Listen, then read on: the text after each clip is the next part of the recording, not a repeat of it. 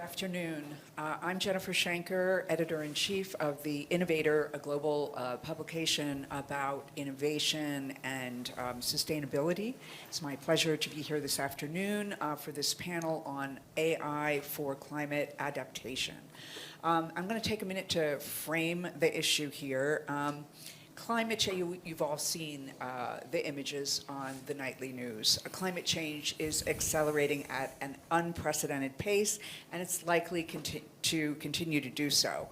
In 2022 alone, we've witnessed devastation of floods in Pakistan, severe drought and heat waves in Europe, droughts in Kenya, and catastrophic impact from Hurricane Ian, causing major disruptions around the world. Due to this, we must give climate adaptation and resilience an unprecedented urgency. Not surprisingly, COP27 put climate adaptation and resilience at the forefront of the agenda, acknowledging mitigation is no longer enough. Government and business leaders need to step up and act now. Huge investment is needed for climate adaptation and resilience, especially in the global south, with the need for adaptation and resilience financing expected to reach between $140 billion and $300 billion by 2030 for developing countries alone. And what we'll see is a people cost as well. We will see millions of people having to migrate away from where they live because their homes are no longer inhabitable. Advanced analytics and AI will be key in accelerating efforts and driving cost efficiency through improved climate modeling, hazard projections, and scenario simulations. So this panel is going to address how we're going to do that. So it's my pleasure to introduce our panelists. To my immediate left is Mr. Espen Barth Eide, the Minister of Climate and Environment for Norway. Next to him, we have Ponsi Trivisvavet, Chief Executive Officer of Inari Agriculture. Next to her, we have Takayuki Morita, the Chief Executive Officer of NEC Corporation, and Phyllis Dar, President and Trustee from the Patrick J. McGovern Foundation. So without further ado, let's get into the topic. And let me start with you, Phyllis. What do you see as some primary use cases for AI as applied to climate adaptation? Oh, that's I'm always somebody who starts from a very optimistic point of view. So I'm very enthusiastic about this question. We're seeing use cases for AI and climate that really transform the relationship between those who are most vulnerable and those who hold the resources that can help them. With support from the private sector, organizations like Google are building more ecologically friendly routing in Google Maps to reduce carbon emissions. In the sector itself, we're seeing organizations that are looking at things like forecasting solar energy needs so that we can better utilize fossil fuel resources. And we're seeing collaborations that are really quite powerful. Organizations like Planet are working with Carbon Mapper to identify methane leaks at macro scale and then to be able to identify and intervene where we need to.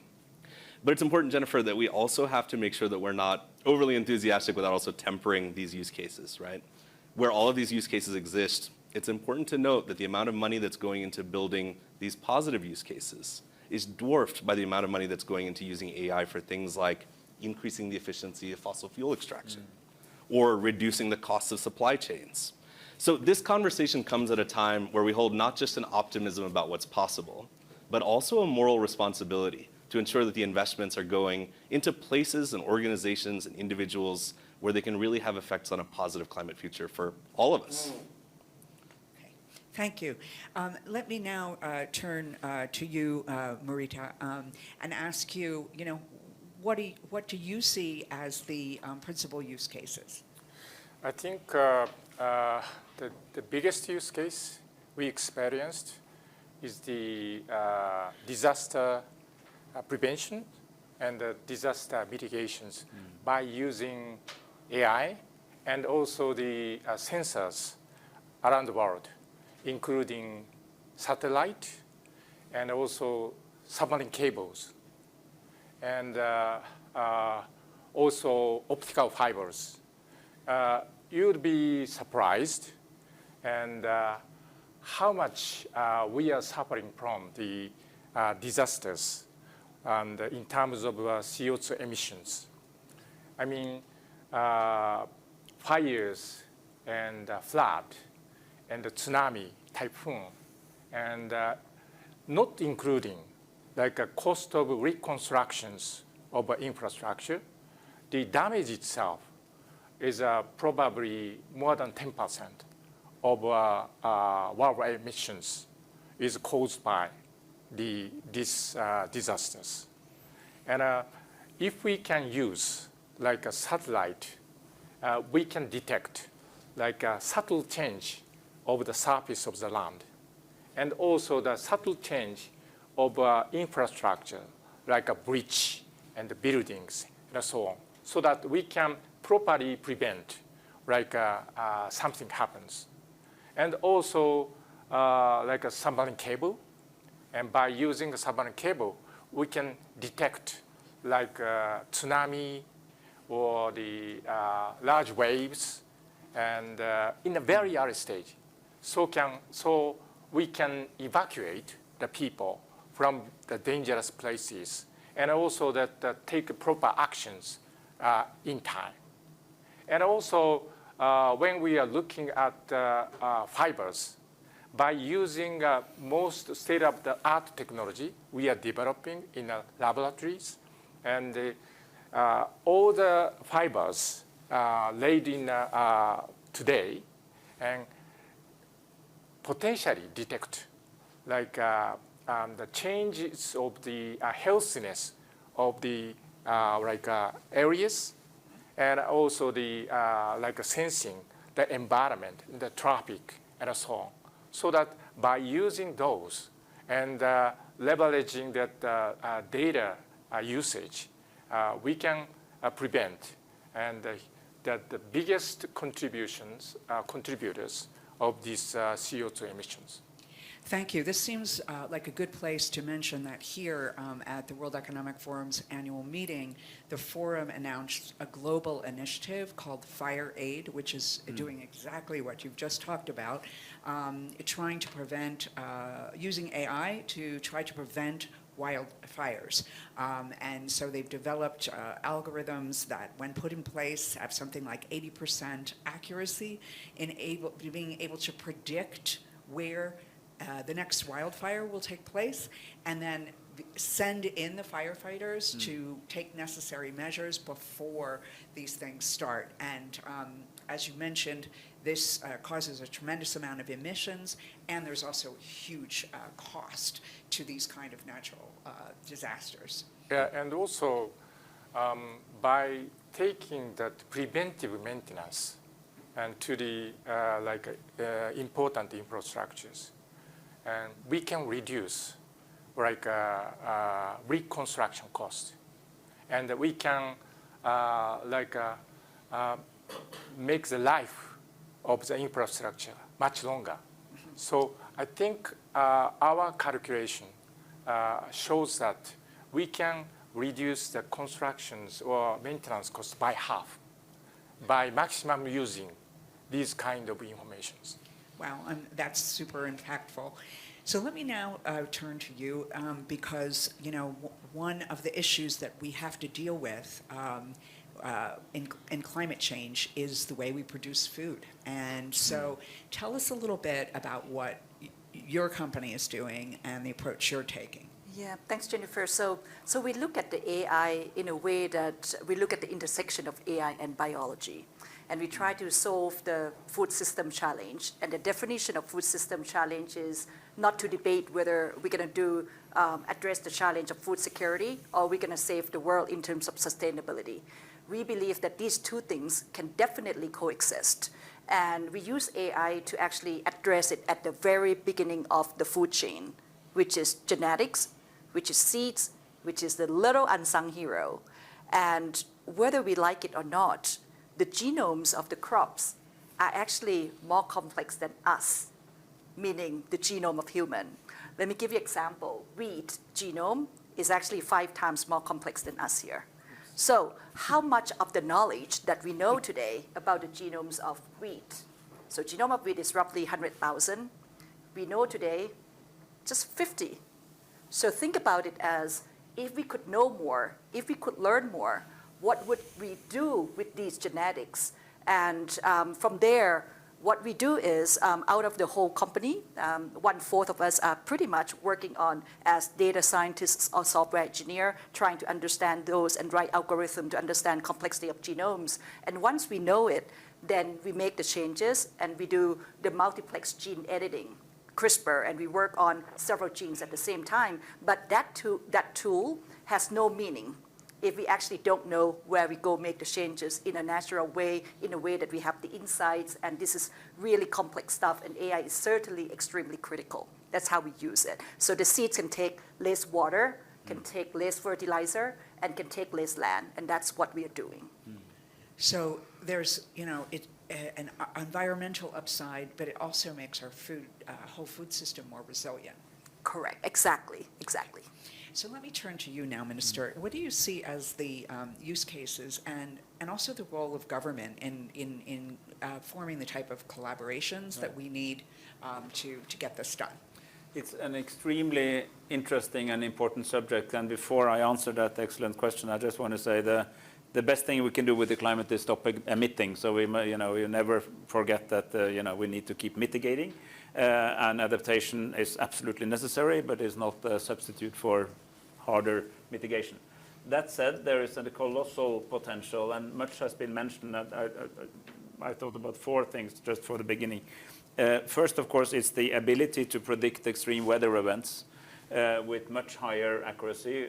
Satellite monitoring, big data, and AI analysis can now tell you with high degree of precision whether there will be floods or fires, as you mentioned, in the immediate future in order to warn people or take countermeasures, but also in this sort of little bit longer term, so midterm, which is important for planning agricultural stuff, and to pick up new patterns, because everyone in this room was born in the Holocene. We're now in the Anthropocene. We don't really know how it works because it's new. Back in the days, we knew how much snow there would be in Davos for the next annual meeting. There is fortunately snow, but there's no snow anywhere else in Switzerland. We need to find these new patterns, and that will help us. So that's number one. The other one is very much, it's biodiversity loss. We just came out of Montreal on a major agreement on nature. And we need to be better able to understand and monitor the speed of biodiversity loss, of nature loss, which has a lot to do with land use and land use change. Thirdly, as part of mitigation is, of course, to go from a predominantly fossil to a predominantly renewable system. The good news is that renewable energy sources are becoming cheaper and cheaper. What is complicated is that it may be less expensive, but it's more advanced. You need to combine, solar with wind and hydro and storage. So it requires sort of, in order to make it effective, so you have 24/7 electricity without burning coal or gas, you can definitely use AI more for making optimizing these systems that you invest, because we will not have abundance of energy any longer. We will have to think about how we use it. And the fourth is for policing, is looking after whether countries stick to their promises, because we make a lot of agreements. And we, for instance, are very much involved in helping countries stop deforestation, but we'd like to know whether they actually stop deforestation. And now advanced satellite imagery and advanced analysis will, tell us, and in the end Interpol and others, whether they're actually behaving according to agreements.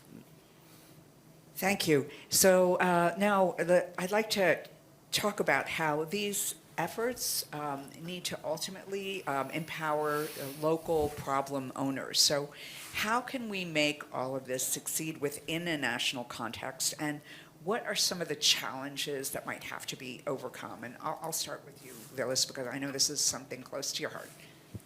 Jennifer, I've been thinking a lot about the Davos moment this week, right? And for many, the Davos moment is some absurd moment where a CEO does something funny or you run into someone. I'll tell you my Davos moment. I'll paraphrase a little bit, but I met this morning a young indigenous woman from Ecuador.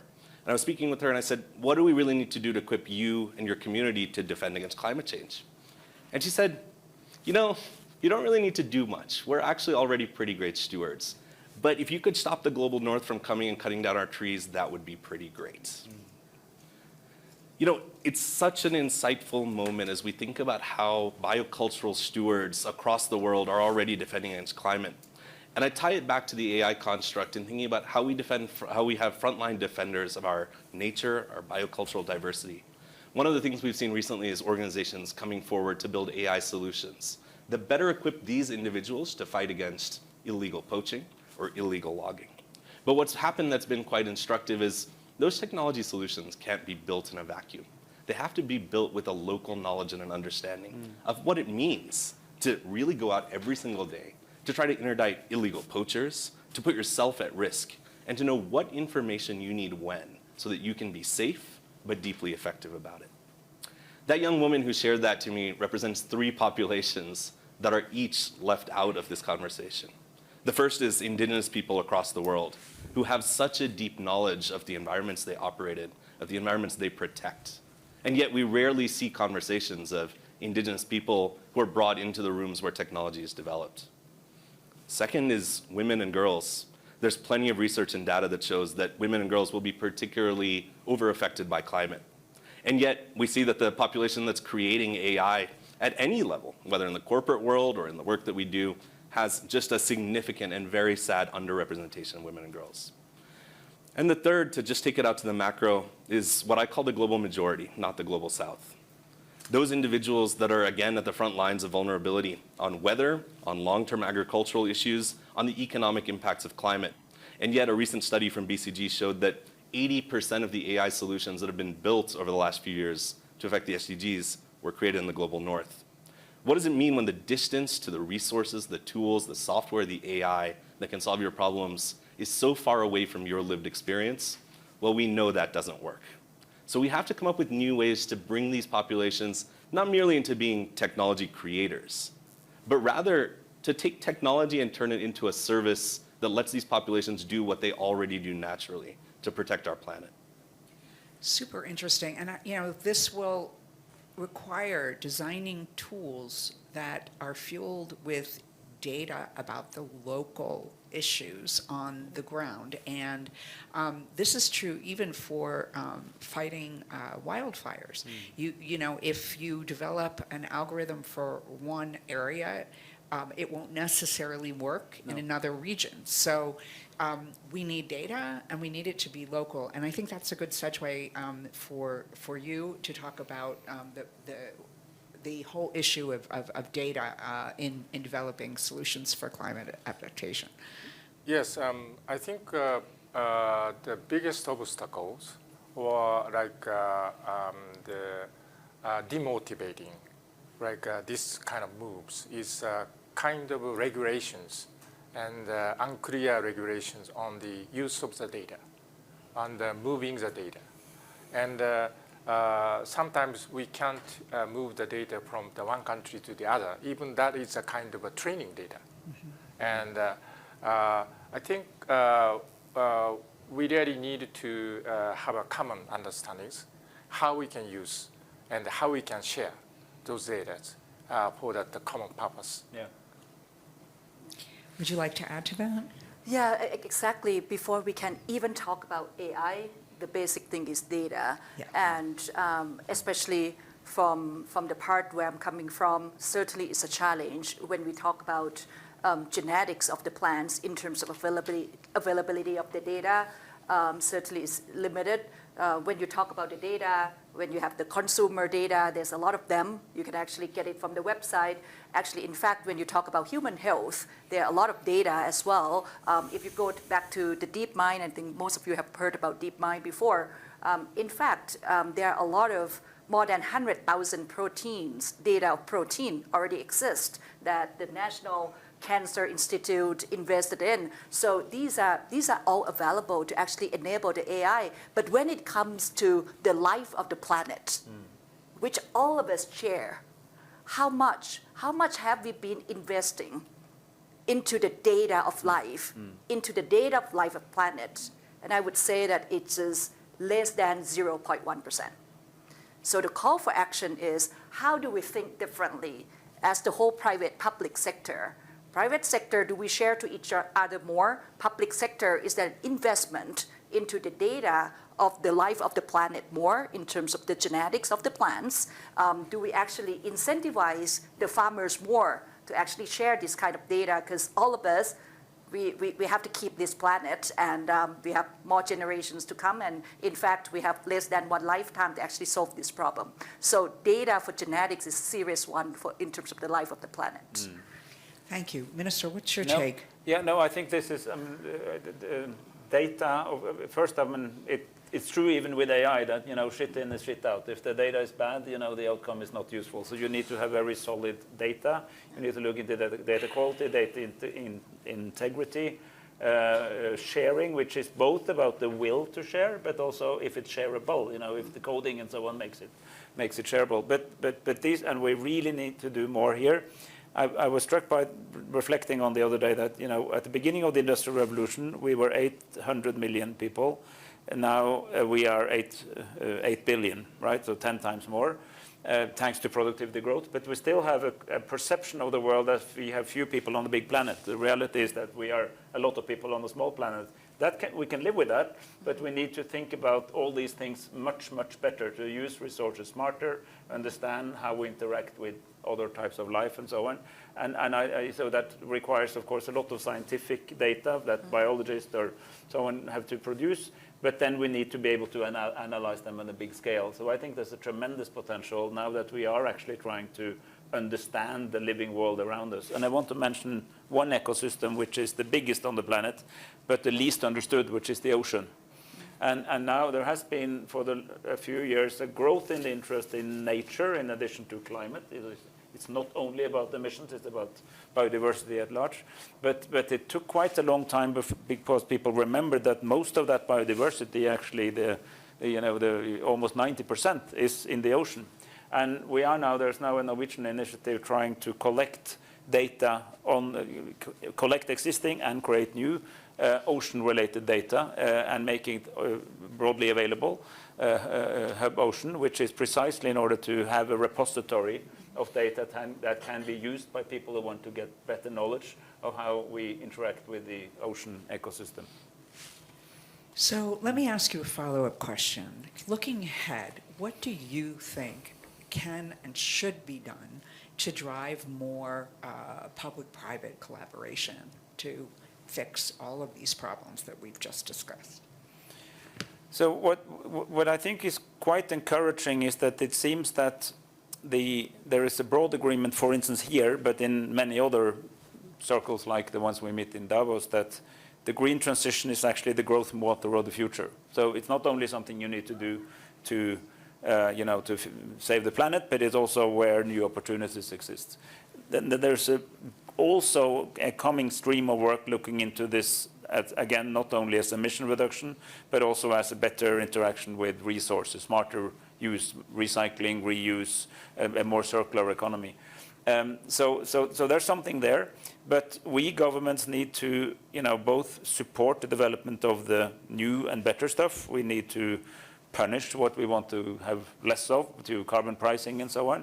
And we need to sort of create enabling environments for a speedier uptake of a more circular, more renewable, and more sort of nature-conscious economy across the board. And then, a lot of business leaders and investors and innovators are already thinking of what the answers are, but we need to make sure that this economy makes more sense than the linear and fossil economy we have to leave behind. And I think that there is that requires a lot. There's many answers to that, and not all of them are AI, but I think big data and AI used for good purposes is a big part of that, because we need simply to get smarter, and then we need to be smarter as humans, but we also need to use the machines we invented to help us to be smart, in the meaning, optimizing use of whatever we have, energy, resources. How is your government organizing itself to be able to enable all of this? Like, if these innovators come up with the right tools to help your country with things like wildfires or floods or anything else, who do they connect into in the government? Is there a special agency or person? Is this something that is even on the radar? And I'm sorry to put you on the spot, but I think this is something that every government now has to be thinking about and figuring out, how they connect into this whole systemic change. So first answer is we're not good enough, right? Nor we are not, and the others aren't either. So it's not only us. I mean, none of us are good enough at this. We have to do it better. But we are beginning to look at sort of more innovative tools where we can go in with sort of early technology support for ideas that look promising. Maybe look at whether we can have whether it's direct stimulus or tax breaks or other kinds of stimulus to make these new things sort of grow faster. And often it is about, sometimes it's about permitting, sometimes it's about direct support, sometimes taxation, changing all models that used to be good but not so good any longer, and also to connect different parts of an ecosystem. And now I speak about economic ecosystem, that different parts of a value chain. And I think that is something that we're trying to get better at, trying to work more whole of government, more across, and inviting relevant private sector actors to help us think about, what could a better government to promote these purposes look like, and what are the things they would like to change. That's what we call climate partnerships, and eventually this will also become more like nature partnerships with business. Okay, super. So what do you see as the, what is needed to drive these new types of partnerships?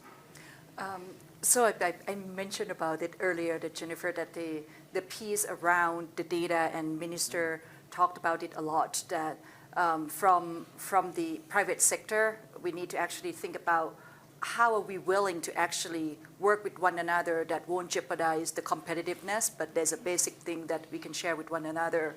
And then from the public sector, that when I heard about what you just said, that's exactly right. The policy that is not only about penalizing, but also benefiting, and also the investment. So you have 3 columns over there, depending on the subjects that part of the policy maker there. And certainly, I wish that we could have more of. We don't have that kind of community to talk about the data, the genetics of the life of the planet yet. And I hope that that could be something new that we could consider to talk, whether that would be World Economic Forum could actually started that initiative. So that could be something new that we could think about. Can I just quickly, Sure, I think what your theme is very central to this, because it will be warmer and it will be drier. And in some places it will be wetter as well, but too wet, right? Yes. So we will have a water problem. We will have either too much or too little. So we really need to work up front, because we'd like these 8 billion people to eat every day, right? So we really have to do some upfront innovation in order to have the right seeds and so on. Exactly. Can I build on that? That what we shouldn't do is actually the mitigation. What we should do is prevention. Yeah. So when it comes to this point, then we can't just invest and say that, okay, where we are right now with the temperature, where we are right now in losing water, where we are right now in terms of runoff, that too is easy enough to monitor, but how do you prevent those, right? Reality of agriculture is 20% of the greenhouse gas emission. Reality is agriculture is 70% of fresh water consumption. How do you actually invest into the data and come up with a solution to prevent that problem? Thank you. I visited, I'm sorry, I visited, just it so happened that a week ago I visited a medium-sized Norwegian town to look at what they did with their water supply. And they told me enthusiastically they had started buying a lot of sensors, which were not expensive. There were supply side problems because everything is low now, but quite cheap. And this data would tell them in a much better way, in the long run, also a much cheaper way earlier, if there was, a sort of a shortage problem coming up, or whether there was a surplus problem coming up, and they thought they would now be much better in managing water. And this was not something we told them to do. They found out this is actually smarter than having people walking around looking at this all the time in a high-cost country that's quite expensive. So they were sort of looking, and they spoke about it as an AI opportunity, that when things are running fine. The system tells you everything is green, and if not, they tell you early before you can see it with your own eyes. It's a small practical management problem. So thank you for that example, Minister. And let me turn to you, Morita. What kind of collaborations is NAC making in this area, and what would you like to see? Yeah, we NEC is doing a lot of the public-private partnerships. For example, we have an agreement with Kawasaki City in Tokyo, and to promote and disaster resilient city. So they are kind of sharing the vision of the future, and also the encouraging social acceptance of investing into that field. And then we are kind of acting as a kind of technologist partners to realize it. I think those kind of activities is really important to get acceptance by the society. That is very important. But at the same time, I think more broadly, in order to promote these types of initiative, I think we should think about how we can measure a social impact by this kind of use of the AI. And then, in other words, we are talking about reduction of the CO2 emission in the future, right? So if we can have a clear calculations or the impact by taking actions, probably that should be read into the real future reduction of the emission. And in other words, I'm talking about incentives or finance to encourage the people to do so. And probably we could think about, if everything goes well, we could think about a credit type of things.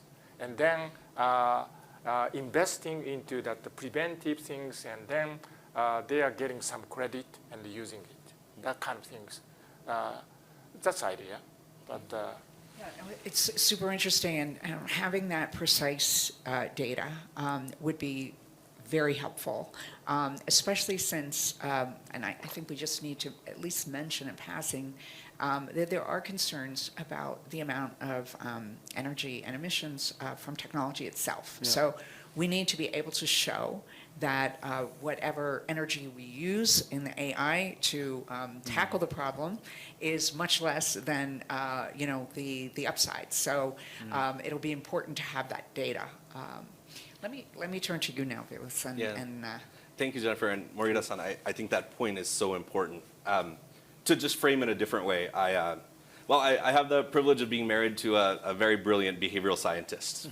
And Julia, along with, teaching me lots about the world, often shows me that solutions that are built in really complex ways and have lots of policy behind them and lots of data fail at the point of implementation because we forgot to understand the people that are supposed to use them. And I think this point is right at the core of it. It also illustrates the challenge of the question. We have amazing scientists and technologists around the world that can build great solutions. Often they start from defining a problem in numerical ways. They think about building machine learning models and algorithms that allow you to find efficiencies. They often work with governments to build policies around them. Without civil society at the table that's often advocating for the people at the front lines of vulnerability, we sometimes miss a trick. There aren't many institutions that bridge the civil society technology gap. Our institution attempts to do that at the Patrick McGovern Foundation, but more than doing it ourselves, one of the commitments we've made is to really try to build an ecosystem of civil society partners that have access to the fundamental tools, the compute necessary to build some of the models, as you just spoke to, understanding the environmental consequences of some of the compute itself, access to the data. Nonprofit organizations around the world are incredible stewards of data, reaching back many, many years because they've been at the front lines of these problems. And sometimes instead of starting over to try to create really clean data, what we need to do is understand not just the data, but the wisdom that's been attached to it as we try to create AI solutions. So I think this idea of partnerships isn't just a nice to have. You know, we announced here at the forum this week a new collaboration of philanthropists coming together to unlock capital called Gaia around climate solutions. But one of the comments that I made in that conversation was capital doesn't solve the problem alone. Scientific capacity doesn't solve the problem alone. At the heart of all of it is a trust between institutions across different sectors and trust in the communities that have to deploy the solutions. I think if we can get there, then all of a sudden we can come back and talk about each particular solution, but we can also build an incredible ecosystem of new inspirational answers. Fabulous. So if there's one thing that you would like the people in the room to take away from today's session, what would that be? Well, like I said, I'm an optimist. I mean, we have an incredible opportunity to use AI to solve a challenge that truly is global. But it doesn't happen without an intentional start to make sure that we center both the people and their dignity and the planet and make sure that the solutions are built for that purpose. Thank you. Morita, what would you like people to take away? I think once everybody understands the value of these adaptations, I think we can solve the issue we are facing right now. It's a kind of how we can share the data and also how we can incentivize the people to take actions. Thank you. Ponsi. Yeah, if we could turn it by using the data of life to solve the problem of the planet life, and by changing the situation of whereby agriculture is contributing to 20% of the problem, can we be audacious? Can we have audacious goal that agriculture would contribute to 80% of the solutions? Do not think about net zero, think about net positive, think about nature positive. And I would like to leave it with everyone to aim high and aim nature positive outcome. Thank you. Minister. So I'm also fundamentally an optimist, but I also want to say that we need to, what we're really talking about here is we still have to make choices, and the choices will be tough. And they're going to get tougher because there is a resource constraint, and there is a trouble in having enough food, and the planet is heating, and areas will be unlivable. So we're going to make some very tough choices. What data and AI can help us with, if it's well done, is to make better choices, which reduces how bad they are, right? But that's it. I mean, it's really we still have to. It's not like a panacea that will fix all problems on the planet, but it will help inform policy making, whether it's private sector or public sector or global or local, so that we better manage with the world that is changing very fast around us. And I very much believe that technology will help, but it still requires human agency to be able to make those political choices, those distributive choices about justice and fairness, and you know, who's going to take the burden of the choices that we still have to make. Thank you. And I think that's a perfect point in our discussion to bring in Kay Firth Butterfield, who is heading the forum's efforts on AI and climate adaptation. Kay, I hand over to you. Thank you very much. And thank you very much for joining this session. And perhaps we could give a big hand to our wonderful panelists. Thank you so much. So it's just my opportunity to tell you a little bit about where the forum's going with climate adaptation and artificial intelligence. First thing I wanted to say is, to Vilas's point, we are proud to be part of a conference that's going to take place, bringing indigenous people together from around the world and thinking about how we can better use AI to serve their needs and to learn from them. So that's one thing that we will be doing very soon. Second thing I just wanted to mention, some of you in the audience might not know that we have a Centers for the Fourth Industrial Revolution around the world. So when we are thinking about work that we're doing. We're including all of those. There are now 18 of them. And Ocean Hub, which the Minister mentioned, is just one of those. That's right. And then to the work that we will actually be doing, we've already done some work, as Jennifer said, around fire aid. And I just want to, which is predicting where wildfires will happen 24 hours, up to 24 hours before they do. So stopping the fires before they start. So I just wanted to talk a little bit about the community that we built in order to do that. There were a lot of companies who had technical expertise that they brought to the table, but also companies that are suffering from this. So, for example, we have a company in South Africa that's mining and minerals company, but they own a lot of land and they have a lot of wildfire problems. And so it's really bringing the technologists, the people who are stewards of the land together with the governments, and as Vilas so well put it, not only the people who live locally, but also the people who, the non-profits working in those areas. And so what the way forward with this particular work is at the instigation on Monday of the Chief Scientist of Australia, we are going to set up a coalition of best practices around wildfires, because unfortunately, although the solution that we've been working on fits the Mediterranean, it doesn't fit other areas. And so the consensus was what we need to do is to bring everybody in the globe who's suffering from these wildfires together to share learnings, best practices, and access to some of the technology that might help. So thank you very much for joining us, and I will let you go to your evening meetings now. Thank you. Thank you. Thank you.